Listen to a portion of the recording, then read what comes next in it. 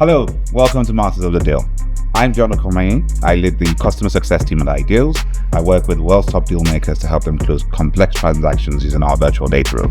On this podcast, I sit down with M&A leaders to explore their career journeys, uncovering their experiences, lessons, and defining moments that shape their success. Join us to discover what it takes to become a master of the deal. Thank you for joining us, Nitin. Nitin is a senior director in PwC's infrastructure M&A advisory team. I'm so excited to have you on the podcast. Welcome to Masters of the Deal. Please introduce yourself.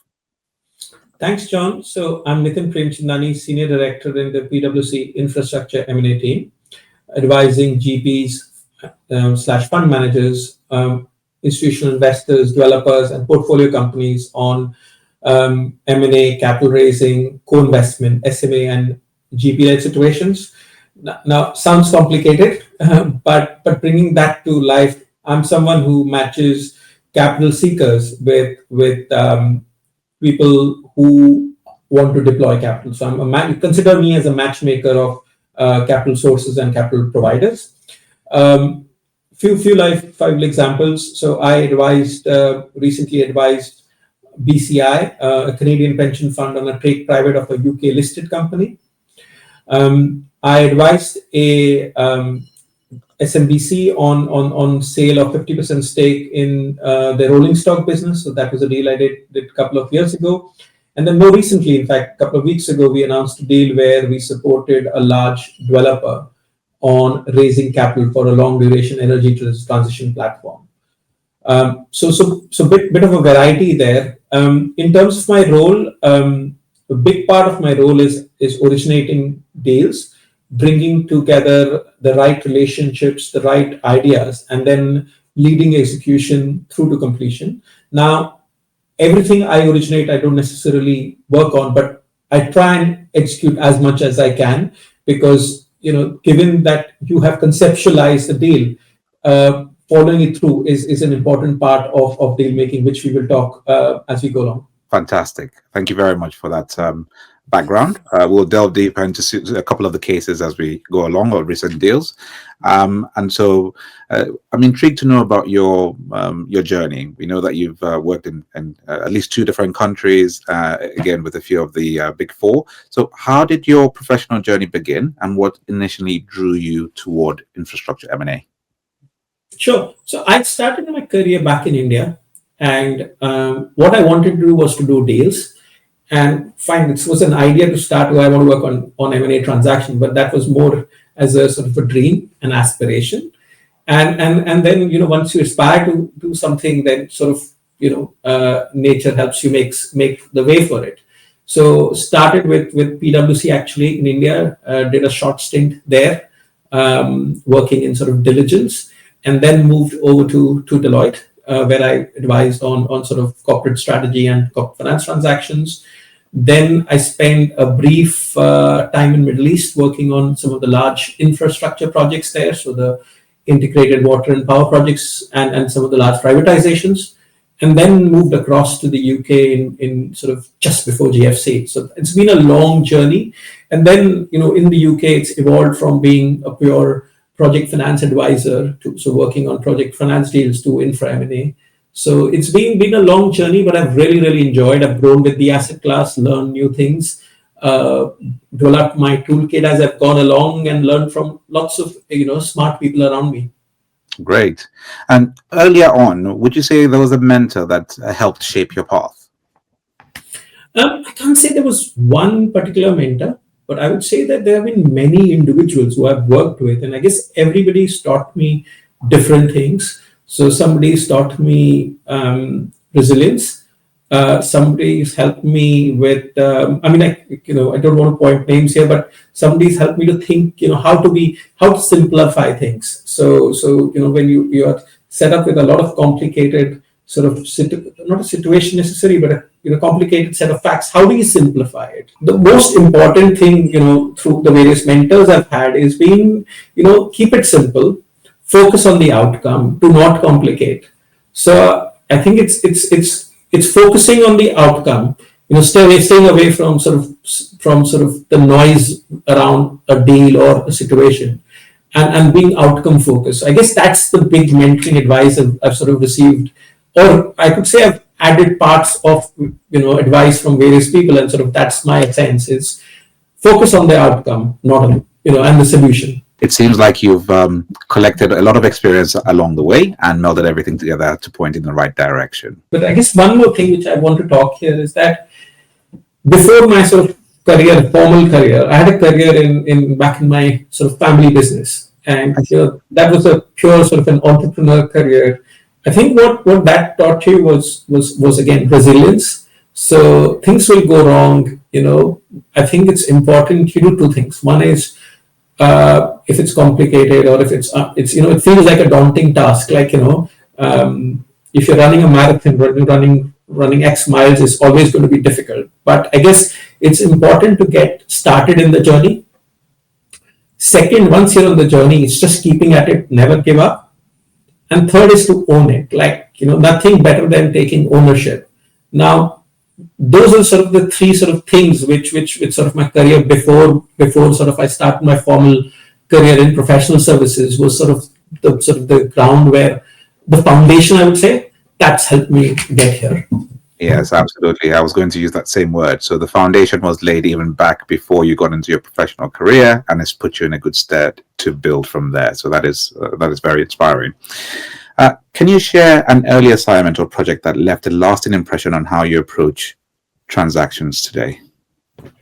There are a few which really left a lasting impression. I guess the one which was just around GFC. So I just moved to the UK, and I had just had experience working on one deal, and someone came to me and said, there is a small project. Do you want to work on it?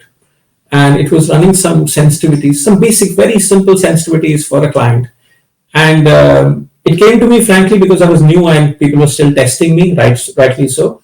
And I was like, okay, it's fine. It's a small job, but I put my heart and soul into it.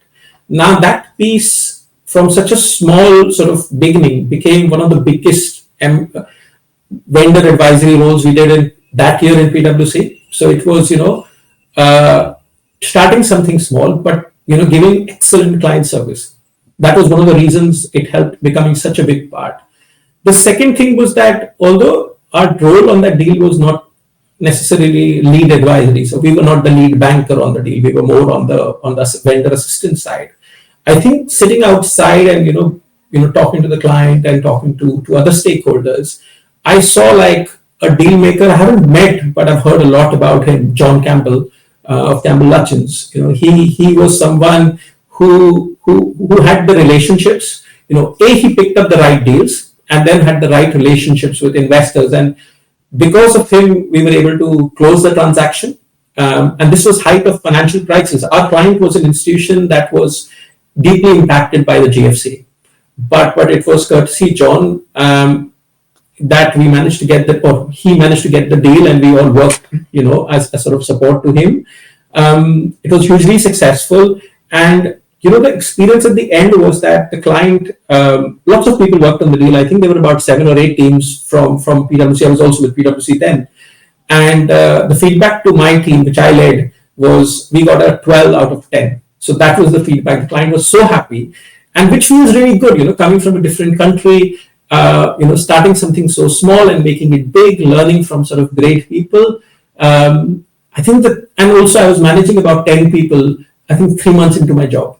So I guess the same things, it was all about just showing up, resilience, and excellent client service that got me therefore I always like look back on that deal. For me, that's I always want to keep that enthusiasm even till my last year. Fantastic. That is a glaring recommendation and a half to get such a high score, even above the 10. So that's a very good insight you shared there. Thank you. Now, let's delve a bit deeper into sort of the deals that you've worked on personally, recent deals.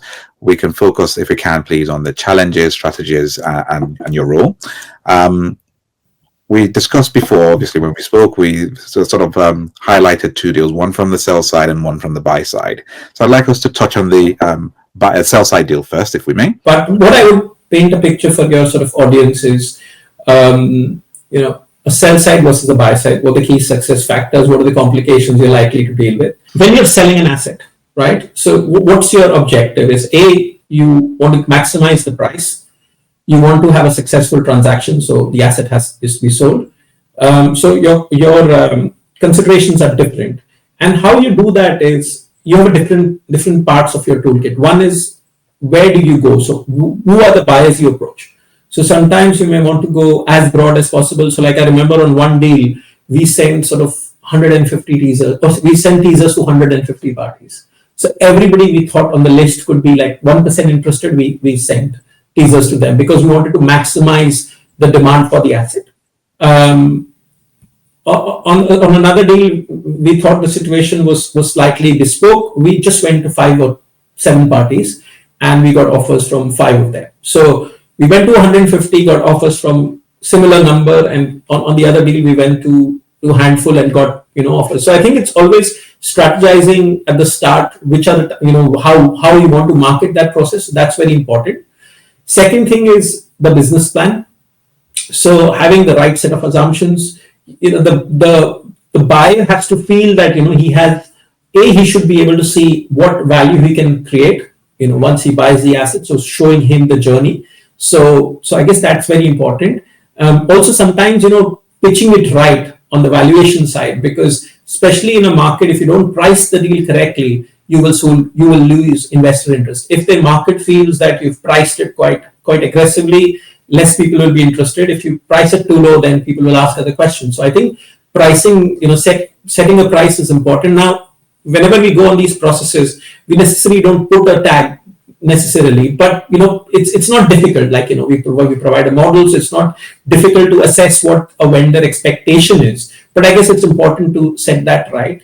The third thing is that once you're running a process, it's important to maintain demand tension. So what I mean by demand tension is that you need to have a competitive situation. So even if you sort of get one credible bid and there are 3 other people, you want to make sure that everybody is engaged, because that one party may disappear. So therefore there's a danger of going exclusive with one too early is also a problem. So you want to make sure that you're keeping demand tension, or at least the competitive tension, right until the point you think it's deliverable. So that's another important thing. Communication is a very, very important tool. So you need to be talking to the buyers, because ultimately they're investing the time. They should not be felt that you are in any ways, they're not a serious contender. So it's important to communicate, important to address their questions. It's very important. So I think that's the things you would do from a sell side perspective.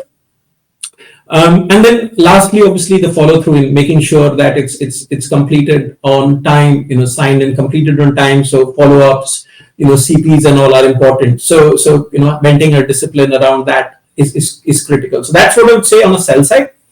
On the buy side, what is important is the story. So when I say the story, I mean is that the idea has to be unique. So if I go to a buyer and if I go to a buyer and say, listen, this is the asset you should buy, there has to be story why. So it's obviously about numbers, but it's what can you do with the asset. So I think it's very important to have that, number one. Second thing is, what's your angle? Why should they hire you versus anybody else? So I think that's a critical part. So understanding your angle and articulating that to the buyer is important. And then once you're on the deal, it's important to be competitive, looking at every possible value creation opportunity, again engaging with the sell side, because sell side is also as keen as you are to do the deal. It's important that you keep the communication on. They might drop you hints, you should be able to pick up. So all of those things are important. And then at the last thing, when you've signed, it's important that you're able to close and you've considered structures. If there are 2 shareholders, one of them has a preemption right. Have you thought about all the complexities, and are there ways you can structure around it? So it's not one step. I think every step, right from pitching to, you have to be super clear at your pitch. You have to be super diligent at the execution stage. You have to know your numbers really, really well, because that's what will give your confidence to your client. And then lastly, it's important to follow through with sort of the to the what I mean is conclusion of the deal through signing and closing. because every step is important. Absolutely. Thank you very much for the insight from both sell side and buy side. It seems to me like it's, as you say, the numbers are important, strategy and execution, commitment to the deal, but that critical point, the closing at the end, and in between the two, keeping that demand tension, just in case. You never know. If you think about a recent deal, if there's anything that stood out to you that made that was really interesting or unique from your perspective? I think there's couple of deals where I think it was an interesting situation.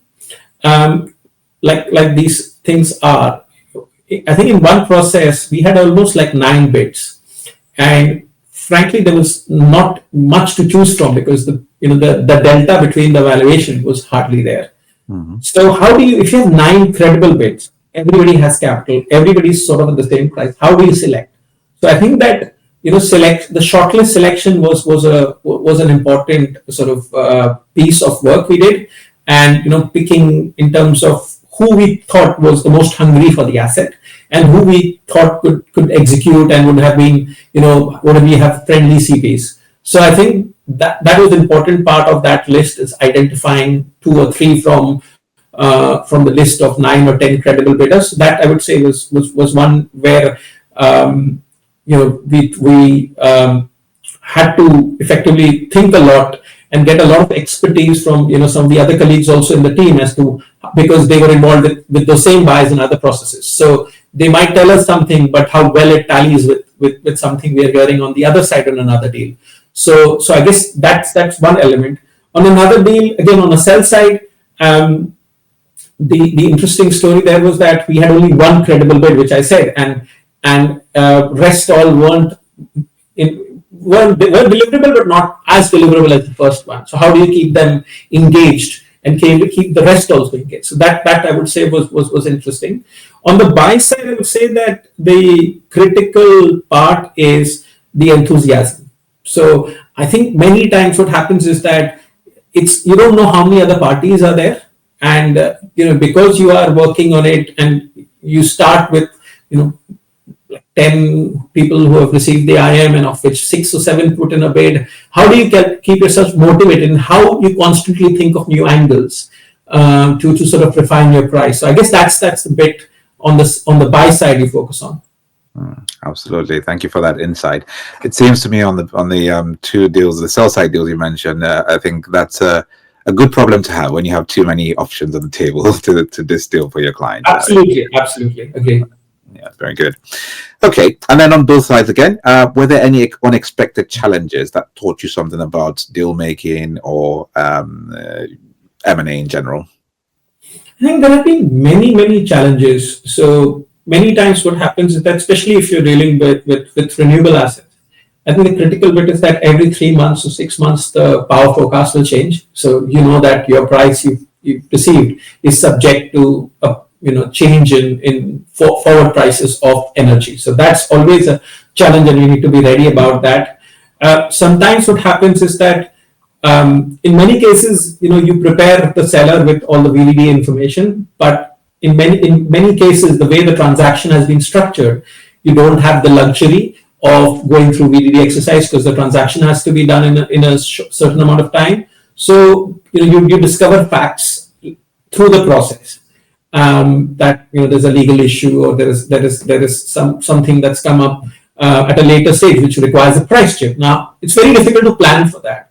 So I guess the way we have tried to deal with is obviously try and do as much as VDD possible, but recognize that something will change. So it's to use the competitive tension, which I sort of spoke about earlier, to sort of maximize the price, so that when you come to the stage where, whether for reasons beyond your control, the price has to go down, the end result to your client is still very good.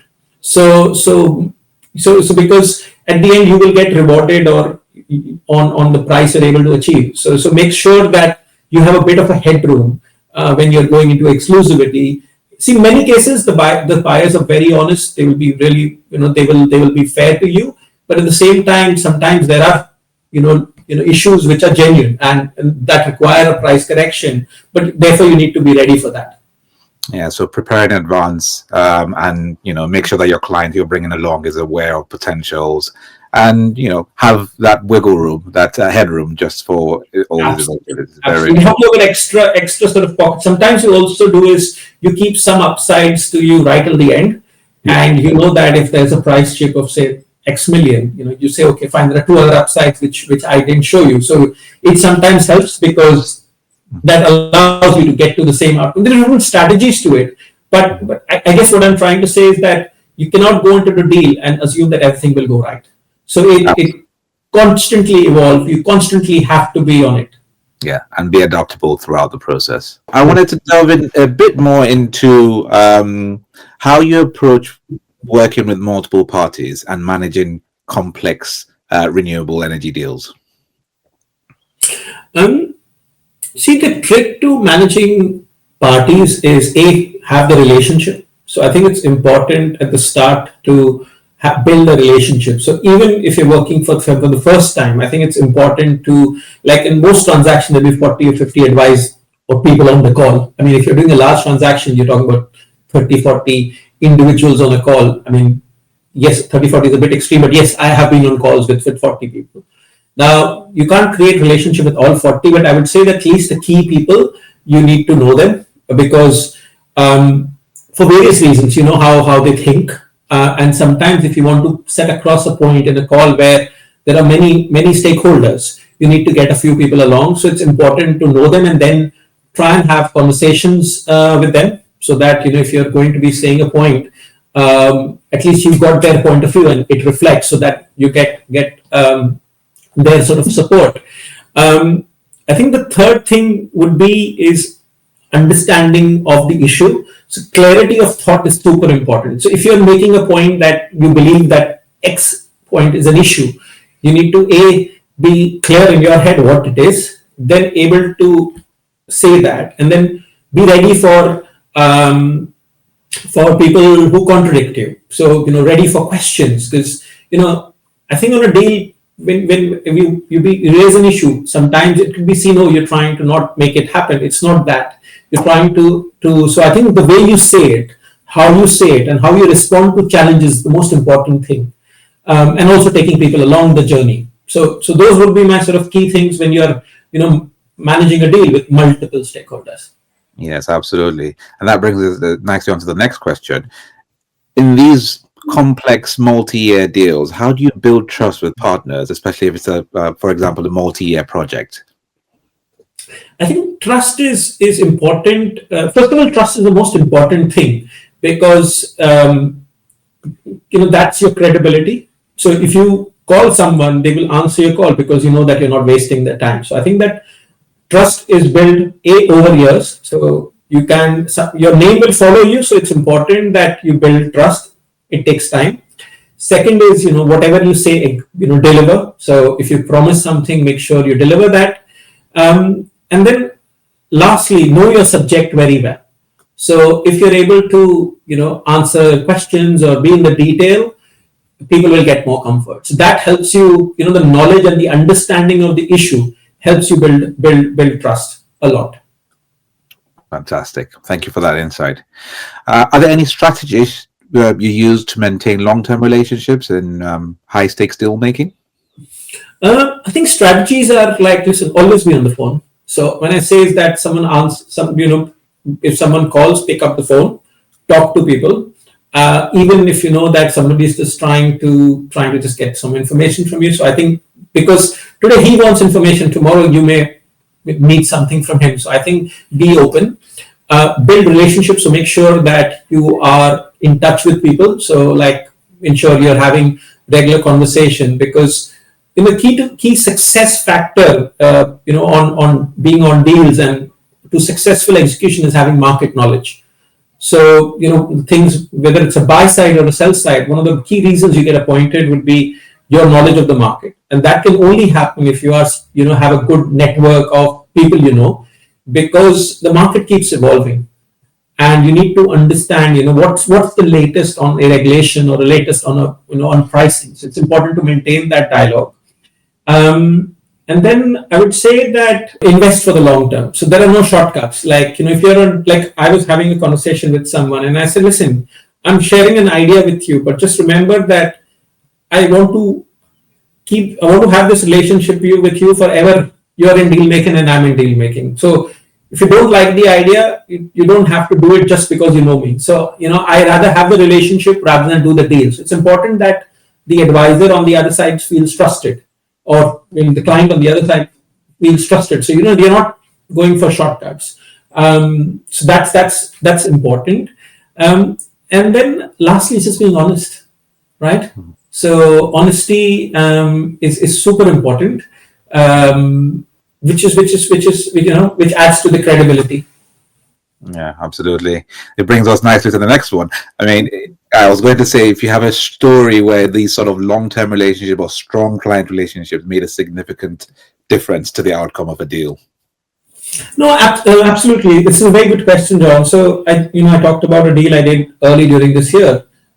This was with a listed company called BBGI. It was listed investment trust. Now, I was involved in the original listing of the deal, and since then I always kept in touch with the client. I moved on from that file, so I was not working. We were doing other things for them, but I wasn't involved. But I always kept in touch. Whenever they were in town, I would see them for lunch or coffee. Kept in touch, and then when the market turned, where listed funds were undervalued, I could take the idea of a potential, take the idea of doing something with them to potential clients. So it's always important that if you have known a client, kept in touch, so your understanding of the asset is always live.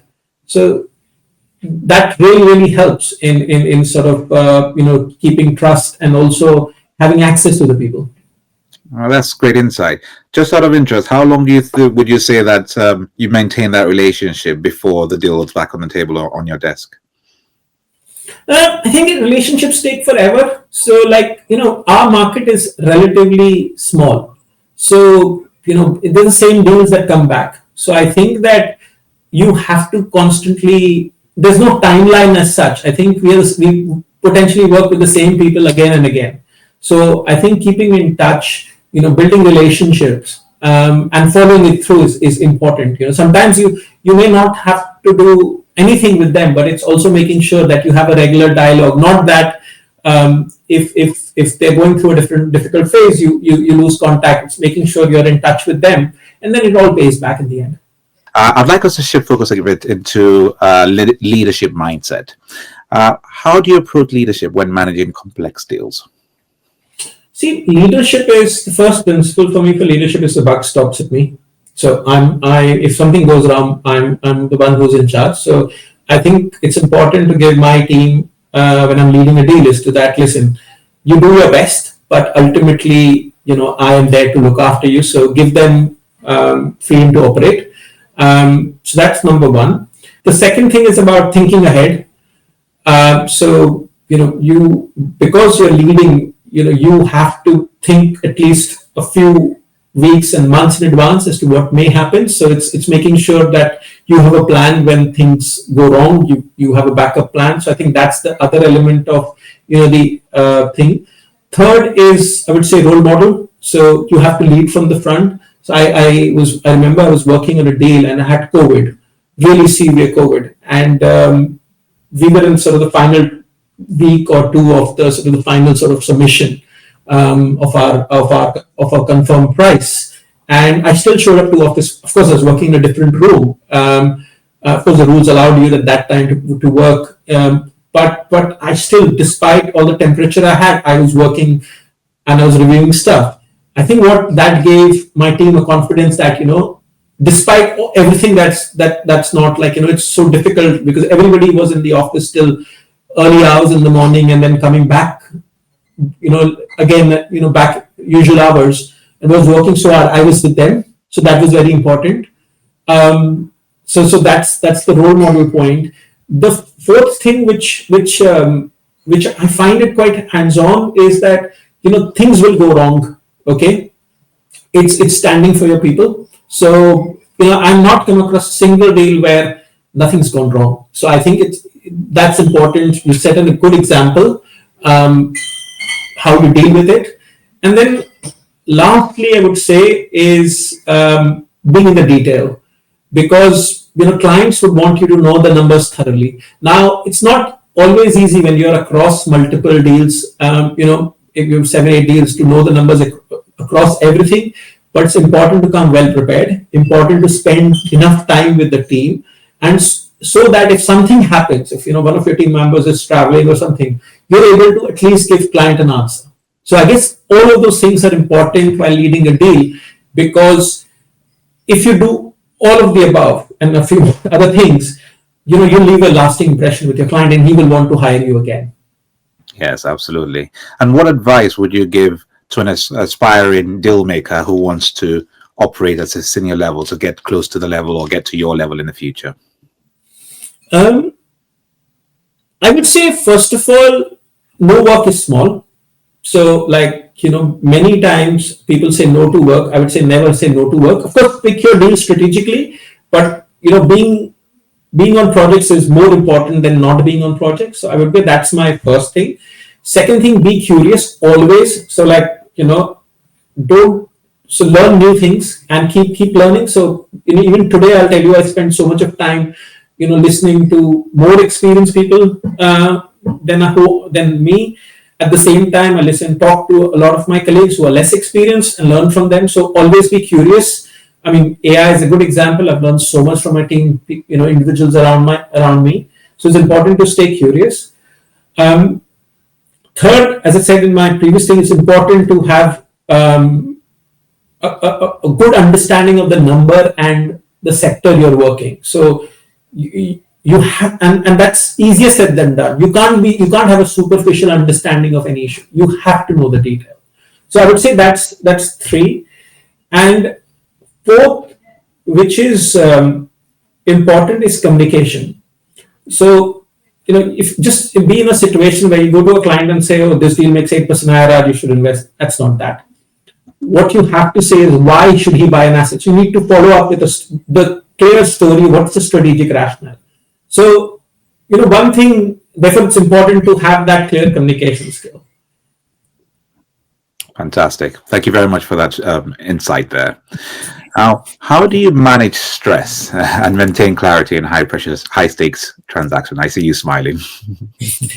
I love stress. If I'm not stressed enough, I think maybe I'm not growing. So I think stress is important. I think growth happens when you do things which you haven't done before. So that causes stress. I think that's a good thing. So enjoy stress, number 1. Number 2, I would say is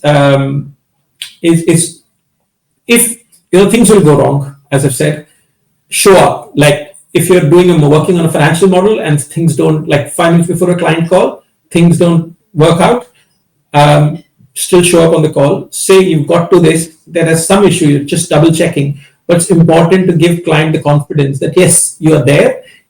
Everybody knows things happen, but it's important to show up. And sometimes if you're just staying calm, you get to the solution automatically. So I think staying calm is important.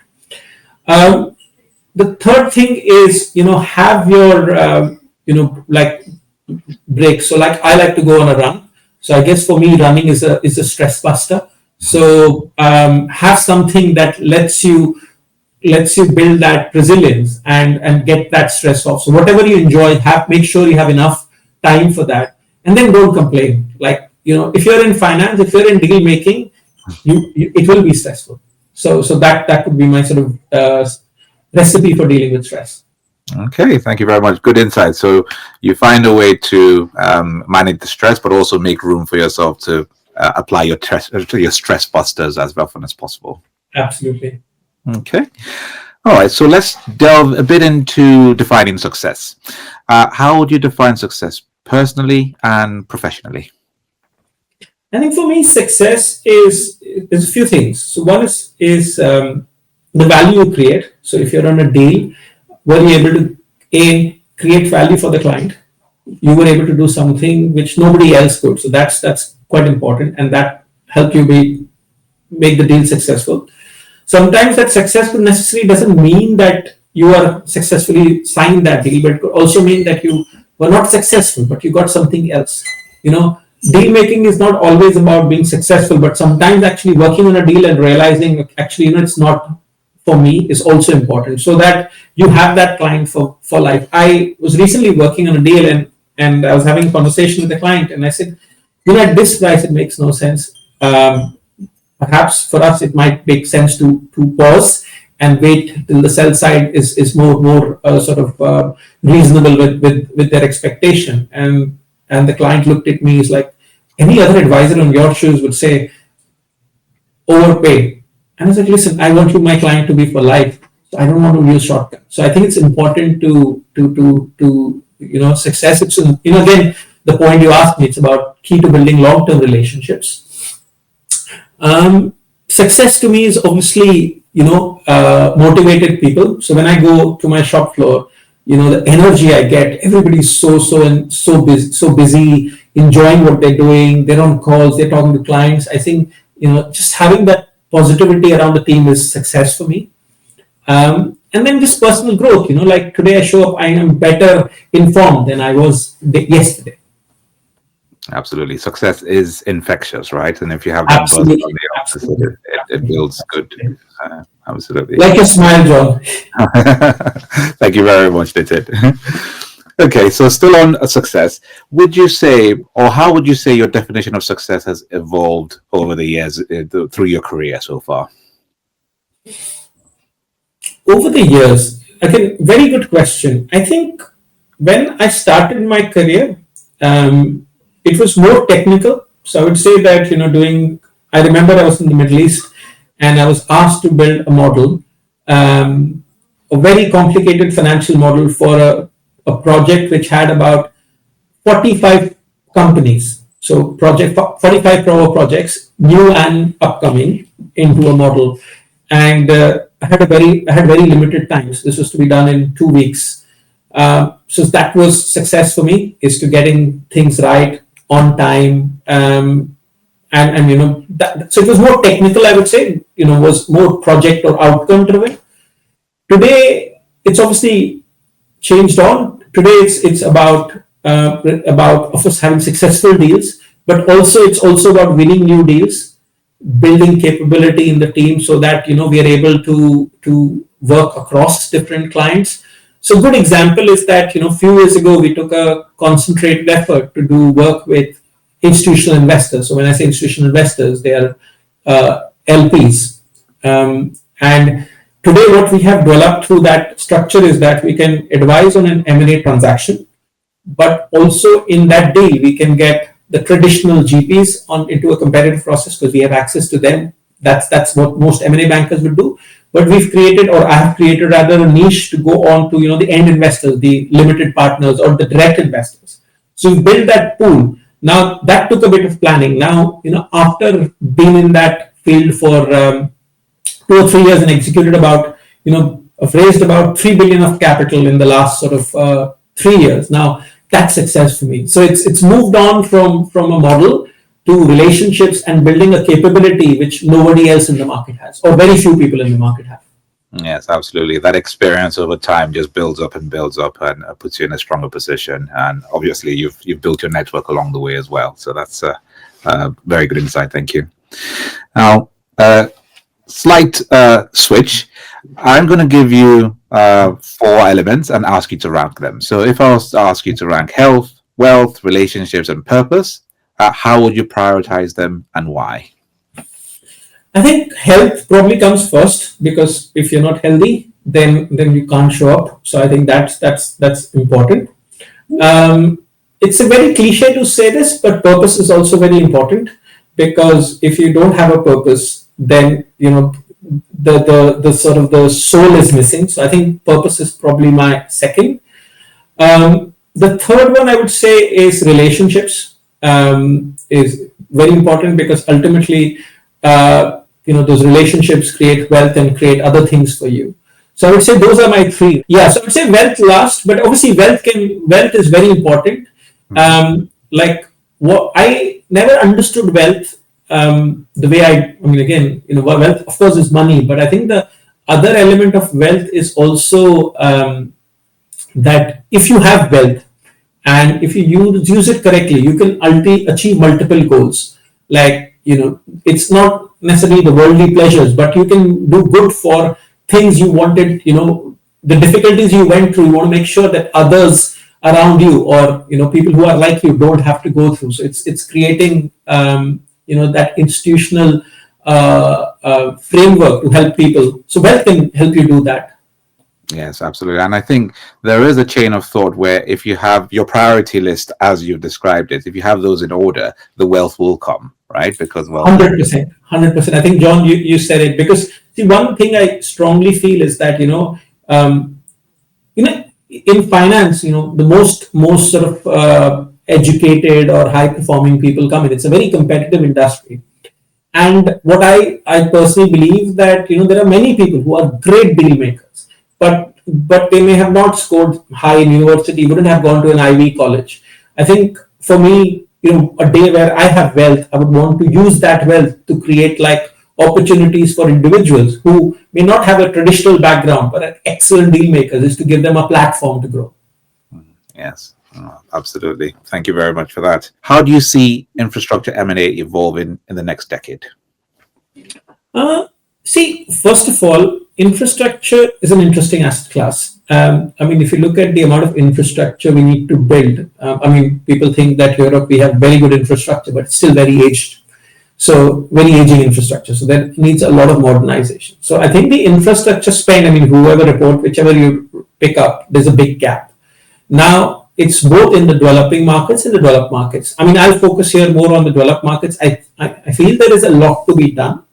So I think going forward, what you will see is, there's infrastructure. It started with infra, then gradually energy transition, and now digital has become, with data centers, has become the second sort of leg of infrastructure growth.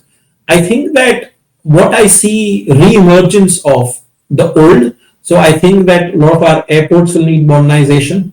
A lot of our, the traditional roads will need modernization, whether they become intelligent infrastructure. So I think that recreating value on some of the older assets, which are legacy assets, would be where I see the market going. So that's where I would see a lot of the deal flow coming in. Again, what I'm not saying is that digital and renewable energy transition will stop happening. They will continue to grow. But I guess in addition to that, you will see that coming along, and with capital coming into the sector, both from sort of traditional investors, so traditional LPs, and there's a talk about retail or high net worth money coming into the sector. You're likely to see more capital, which will drive greater deal flow and more creative deal making. So that's sort of one area I see going forward. Mm-hmm. Yeah, and you touched on it already, digital. What role will technology, ESG, and sustainability play in shaping deals moving forward? I think sustainability, is the heart of deals, of infrastructure, because renewable energy is a good example. Last 7-8 years, the amount of new energy projects that have come in. So when I say new energy, it's essentially renewable projects that have come in, and they've decarbonized our generation chain. So I think that is going to continue. So, and I would say that when we talk about value creation, I feel that it will be an important part of the value creation strategy. So, for example, if in an airport, what you would aim to do is to reduce your waste, reduce your carbon footprint. Now, I don't see, or at least, obviously there will be sustainable aviation fuel and other things. So there is going to be wider decarbonization of other airports. But I would see that the infrastructure associated with that airport will be decarbonized significantly. So I think sustainability would be an important toolkit of every value creation playbook. Coming to ESG, I think that ESG was always there. Of course, it became important, when people started to talk about it. I think the most established managers have always considered that important. It's just making sure that I think it just got a bit of more publicity as things became, as ESG became popular. But great managers then, now, and going forward, I think ESG is an important toolkit for them. And digital plays a very important role because with digitization, you're able to use that technology to improve your ESG metrics. Absolutely. Spot on. What advice would you give to deal makers to stay at the top of an increasingly complex environment? Again, it goes back to the things I said earlier. Is to stay at the top, you have to be closer to the market. So for that, you have to make sure your networks are warm. You're having you are meeting people, you are having interactions. Second thing is being on deals. It's important to do deals. So that's, I would say, is important. The third thing would be resilience. So like these are long deals. It's almost like running a marathon sometimes. So you have to just keep going at it and not lose interest. So many times you're working on a deal for 6, 7, 8 months.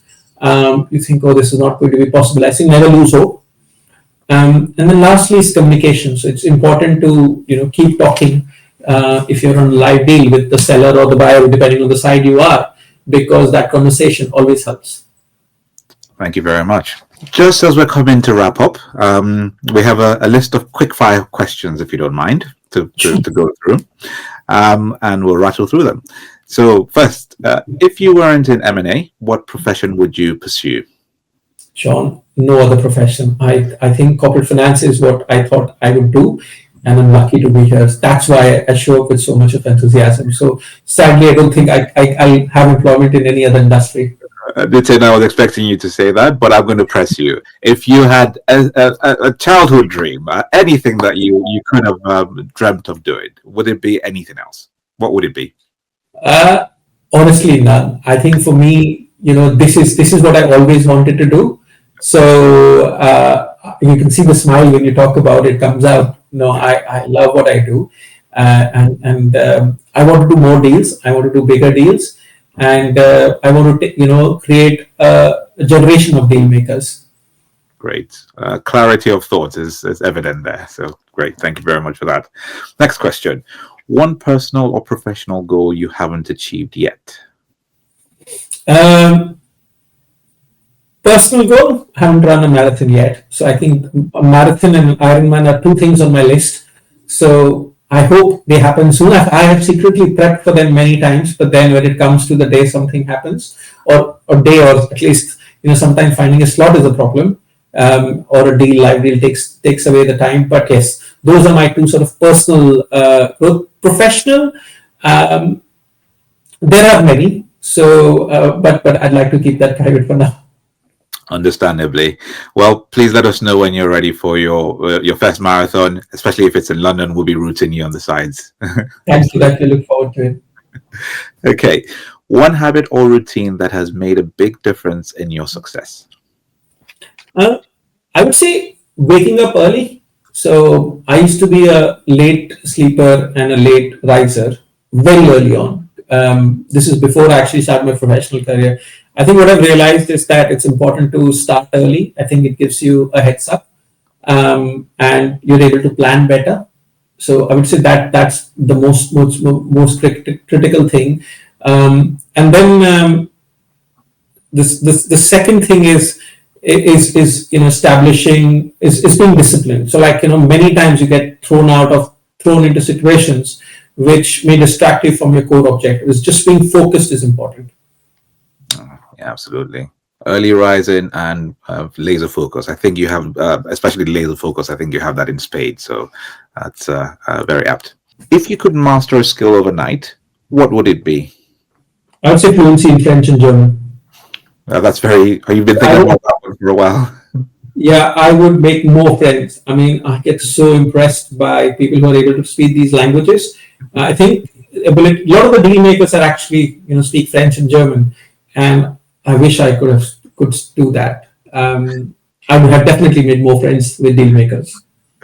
Well, I wish so too. A fun fact you don't know about me: my partner is actually German, and one of my colleagues asked me to translate a German word yesterday, and I did it without missing a beat. So I'm picking up a bit of German, but not at any level of fluency. But at least I can hold my own. No, absolutely. And final question. Which historical figure would you most like to meet, and what would you ask them if you did? I think I would want to meet Mahatma Gandhi, and the reason for that is that had an amazing sales message around freedom. How did he come up with it, and how did he get so many people to sort of come along? So I think that would be my question to him. Yes, he is. It was very inspiring, and still inspires us today. So I think that's a very good choice there. Yeah. Well, Nitin, thank you very much. That concludes the podcast. I really hope you enjoyed the conversation. And I have to say, it was an absolute pleasure speaking with you and learning from you about your experience. And hopefully we catch up again soon. Thanks, John. It was a pleasure. Thanks for your time. And I look forward to hopefully meeting you in person one day. Absolutely. Thank you very much, Nitin.